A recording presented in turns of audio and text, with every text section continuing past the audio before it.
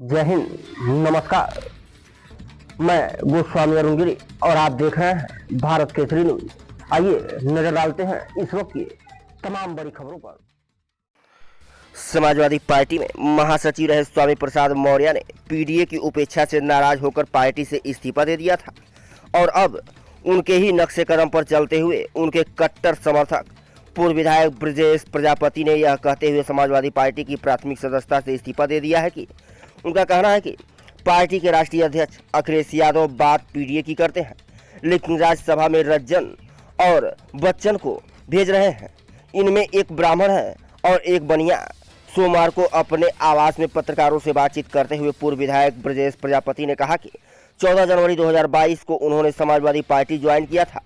तब हमें उम्मीद थी कि समाजवादी पार्टी हमारे सपनों को पूरा करेगी। पार्टी के राष्ट्रीय अध्यक्ष पीडीए की बात तो करते हैं लेकिन काम नहीं करते हैं। इस संबंध में कई बार जब उनसे मुलाकात हुई तब इस बारे में उन्हें समझाने की कोशिश की गई, लेकिन उनके समझ में नहीं आया। 4-5 दिन पहले मैंने इस सिलसिले में पार्टी मुखिया को पत्र भी लिखा था, फिर भी उनके समझ में नहीं आया। इसलिए मजबूर होकर मैंने पार्टी की प्राथमिक सदस्यता से इस्तीफा देने का निर्णय लिया। पूर्व विधायक ने बताया कि इस समय पार्टी 50% टूट की कगार पर है। विधायक और पार्टी के सीनियर नेता हमारे संपर्क में हैं। इस सिलसिले में 22 फरवरी को दिल्ली में होने वाली सभा में नई रणनीति बनाई जाएगी। उन्होंने बताया कि इस समय मनुवादी ताकतें हावी हैं। इनसे निपटने के लिए एक ही दावा है, अम्बेडकरवाद। बसपा और सपा में बड़ी संख्या में नेता अम्बेडकरवादी विचारधारा के हैं। वह भी पार्टी छोड़ना चाहते हैं, लेकिन उनके लिए कोई विकल्प नहीं मिल रहा है। नई पार्टी में अम्बेडकरवादी विचारधारा के लोग शामिल होंगे। एक सवाल के जवाब में उन्होंने कहा कि सपा के राष्ट्रीय अध्यक्ष अखिलेश यादव ने कांग्रेस के नेता कपिल सिब्बल को राज्यसभा में भेजा था, जबकि उन्होंने दलितों के खिलाफ कोर्ट में मुकदमा लड़ा था।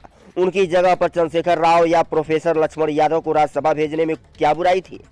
लेकिन सपा में हमेशा SC/ST की उपेक्षा की जाती है, जिससे मजबूर होकर पार्टी से नाता तोड़ना पड़ा।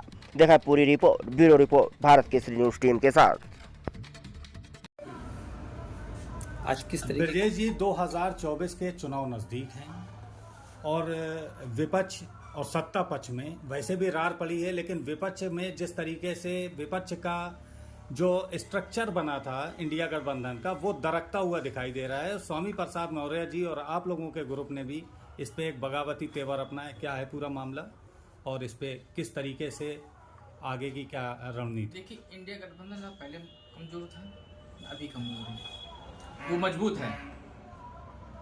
रही बात समाजवादी पार्टी की, तो हम लोग 14 जनवरी 2022 को समाजवादी पार्टी की सदस्यता लिए थे, इस उम्मीद के साथ में कि महापुरुषों के सपनों को पूरा कर पाएंगे। परंतु अफसोस, श्री अखिलेश यादव जी को बार बार समझाने के बावजूद भी उनके द्वारा पीडीए के हित में अर्थात बहुजन समाज के हित में कोई भी काम नहीं किया गया। और चूक हम ही लोगों से हुई है, उस गलती को हम स्वीकार करते हैं। चूंकि हमें समझ जाना चाहिए था कि वो यादव परिवार से अर्थात बहुजन समाज से आते जरूर हैं, परंतु जब उनको शादी करनी है तो उन्हें समझना चाहिए। अगर वही शादी वो यादव परिवार में किए होते या किसी बहुजन समाज के अन्य समाज में किए होते तो कम से कम एक हमारा बहुजन समाज का परिवार और मजबूत होता। तो जिसके घर में स्वयं पीडीए नहीं है तो वो पीडीए की पीड़ा महसूस भी नहीं कर सकता है। श्री अखिलेश यादव जी एक राजा के बेटे हैं। स्वर्गीय श्री मुलायम सिंह यादव जी समाज के मसीहा हैं और रहेंगे। वो किसान के बेटा थे, पर अखिलेश यादव जी राजा के बेटा हैं। और मुझे कहने में एक कतई संकोच नहीं है कि एक लायक बाप की नालायक औलाद। और इसीलिए हम लोगों ने 4-5 दिन पहले प्रयास किया कि अखिलेश यादव जी को पत्रों के माध्यम से समझाया जा सके, बताया जा सके कि सुधार कर लें अपने आप में। पर अब तक उन्होंने कोई वार्ता नहीं करी, कोई चिंता ही नहीं है उनको, कोई तड़पण ही नहीं है। इसीलिए आज मैं समाजवादी पार्टी की प्राथमिक सदस्यता से इस्तीफा देता हूं